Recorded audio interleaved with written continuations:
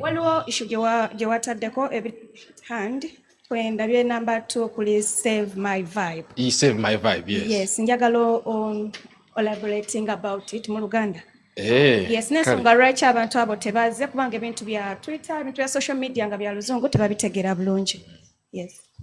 Well, tuyinza kuboogerera.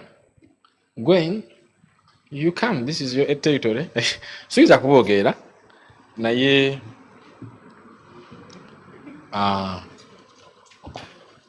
Gwen,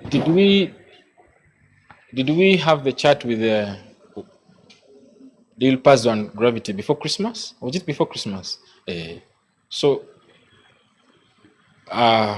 nga tunagenda mu nnaku enkulu Gravity omutujju ne Lil Pazzo batuukuyira wano ku kitebe ekyo wano bennyini wano wetuli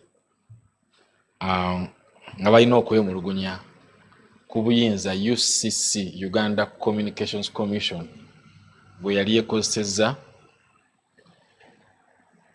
okuboogerako ng'abo abayimba ennyimba ezirina okugobebwa ku radio ne ku mikutu ne ku mitimbagano mu Uganda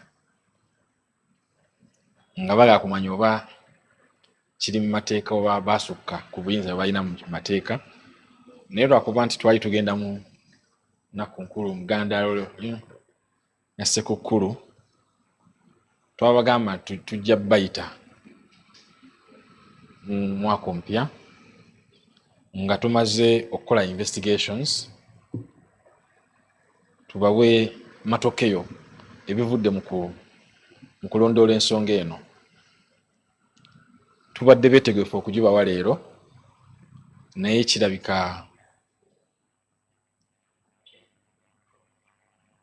tebasobodde kujja ku nsonga esategerekedde. Bali bize nga bwebamanyi.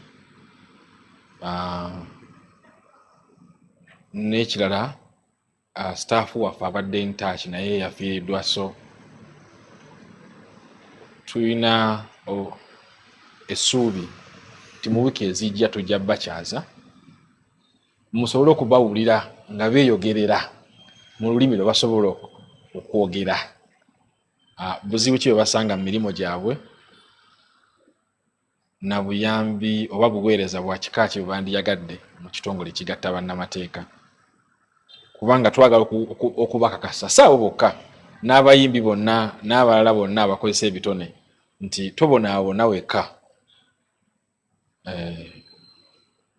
Tokaabira maziga mu kisenge ebikuzitoberedde era ebiganye nga bikwata n'amateeka. Eno y'enkambi, eno y'embuga, teri akusaba ssente okuyingira wano ate balooya bakuwa the best of the best. Eno ye mulago y'amateeka. So tubasaba mubeere bagumiikiriza bavubuka bannaffe abo bonaaba beetegese bajja kujja olunaku olulala naye nga baadde batwadde obukakafu nti baakujja leero.